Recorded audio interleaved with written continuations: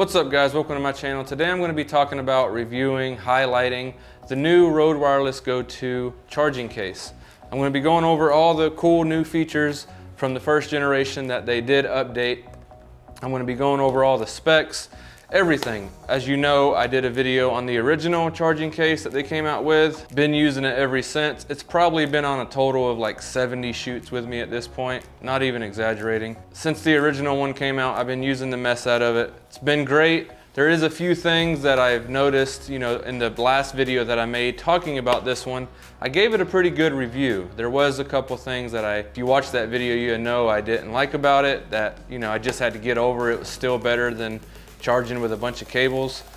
But in this new one, they did fix those problems, and I am gonna go over that. I'm gonna talk about that. By the end of this video, if you're interested in purchasing one of these, I do have a link down in the description. I think it'd be awesome. I am gonna be comparing it to the GoPro charging case that they make a little bit, and I'm also gonna be comparing it to the old one. And I'm also just gonna be going over my experience. I did use this for like a month before I made this video. I wanted to make sure it was good. I wanted to make sure it was, gonna hold up before I just talk about it to you guys. So with that, let's get into the video. Okay, so the first thing I wanna go over is the specs with this charging case. The one big thing that they're pushing on their website is the storage. It has a little storage inside of it. A lot of people use the first generation charging case to store their Rode Wireless Go 2s in. As you know, if you have them, I know a lot of people have these, there's no storage for anything else. No storage for chargers, to charge this box when it gets full. There's no storage for cables. So if you want your wire that you have, because a lot of people use these Rodes with lavs that run up your shirt, there's no storage for that either. The new box does have storage. It has storage for, your Rodes, and it also has storage around, as you see in this B-roll footage, for a charger to charge your box when it does die. And it also has room for some microphones as well, which is really nice, really convenient, pretty cool. Another thing about this box, which I think is awesome that the first generation did not have, is it still has the lights, the percentage from 0 to 100 to show you how full the box is. But now it has lights on top that show you what's charging. So you can keep the lid closed, and then whenever your Rodes are fully charged, the light will turn off. So there's 3 lights up there because there's 3 USBs inside. So you can charge 3 Rode Wireless Go's at once. Obviously, the Rode Wireless Go 2 has 2 microphones and the receiver. So you could charge all of it at once, and it will let you know when which one's charged. So you can either pull it out or it stops charging, which is really nice about this one, which you never was sure with this one if it ever stopped charging because there was no light indicating. You just had to take them out or turn it off with the power button.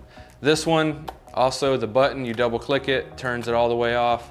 Nothing's charging, which is really nice. But the same company makes a charging case for the GoPro batteries as well, which I also have. As you see, I'm fully invested in this company and what they do. They make some good products.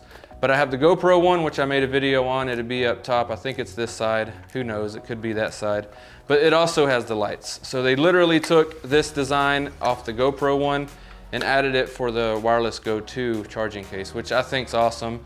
The only difference is this one has no storage for the GoPro, has no storage, but this one does have storage for cables and chargers and stuff you may need for microphones, for your audio. Okay, so another thing I wanna go over, I already went over the battery. It's the same size battery as in the first generation, so it's gonna charge them from 0 to 100 2 times, which is plenty because they already last 7 hours. I'm gonna go ahead and go over this problem that I ended up having that was not in the original video for this, but I'm gonna go ahead and go over it, which I have tested the new one enough to know that it doesn't have the same problem. And unfortunately, I don't have any footage to prove my points, but I live in Florida. And like I said in the first video, which I'm gonna stop referencing that video, but like I said there, I do a fishing show. That's my full-time gig. We're out there shooting 7 hours a day, which they die in 7 hours. So heading back into the ramp, I can charge the Go's and then they'd be good to go time we get ready for the interview, which is at the boat ramp somewhere. We have seats. We set up an interview spot. Usually,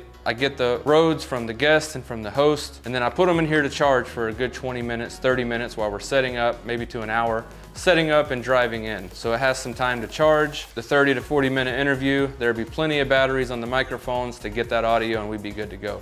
But a problem I ran into with this one, which I ended up finding a solution once it happened, you know, a couple times, and I realized what was going on, is the roads would overheat. I would plug them in here and then I would just close it, put it in my bag, thinking they were charging. But again, I live in Florida, so it's hot. It's like extremely hot. And then I would go, you know, I would check them before I start setting up just to make sure they're charging. I would always have a sign saying it's overheating and it was not charging. So what I would have to do is I would have to unplug it, plug it back in, turn on my car and put this in the air condition for about 3 minutes, let it cool down, and then it would, you know, charge normally again. You know, it would overheat because I think it's just Florida and it just gets hot. And then of course batteries charging, already friction there, you know, charging is charging, always gonna generate heat. But this one, it don't do it. And it's summer and I've used this a couple times out there while we were fishing. Same thing, done fishing, coming in, plop it in here, throw it in my bag.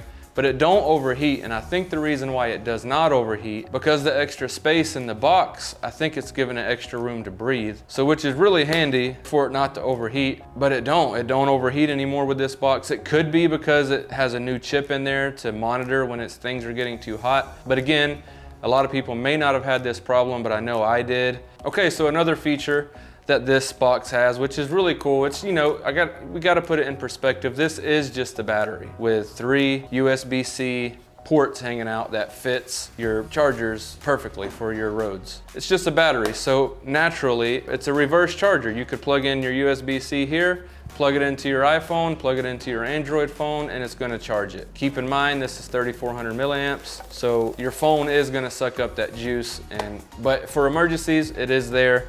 If you need it for an extra battery, your phone's about to die and you need some juice, this will reverse charge and give your phone some battery, which is really nice. If you watch my GoPro case video, big problem that I had with this case is that the USB-C, every time you plug something into it, like a USB-C charger, it would fall out very easy. There was no cable that I had. I have an Apple USB-C that goes into my iPad Pro. That fell out easy. Yes, it would still charge, and yes, I'm still able to use it. But that's the negative, big negative that I had with this charging case, which is made from the same company as the new Rode charging case. My whole point of even bringing this up is this one is perfectly fine. It plugs in, snaps in real nice and perfect, holds in real tight, and then when you plug it out, there's a nice click. Everything is perfect with this USB-C, no problems. Another spec on this box, we're almost done with the specs, and then I'm gonna tell you what they fixed, which is really cool. Charges, this is not really a feature, this is just something that I think I should mention. This charges in 2 hours from 0 to 100, and then you could charge your roads 2 times, like I said, but it charges in 2 hours. It does say that it has a temperature protection technology, whatever that means. It does say that it has that. So maybe they added that once a few people called in, said it was overheating their roads. I don't know, but it does have temperature protection. And it also has battery overcharge protection, which there's a circuit board in here. All it does is make sure it charges like any battery bank should. You know, it don't overcharge anything. It doesn't undercharge anything. It does its job. Okay, so one thing that this new box does that the old box doesn't is whenever the roads are fully charged, this will simply turn off, and that's it. It just turns off, and then it saves the rest of the battery in the box. So that's awesome, very awesome addition.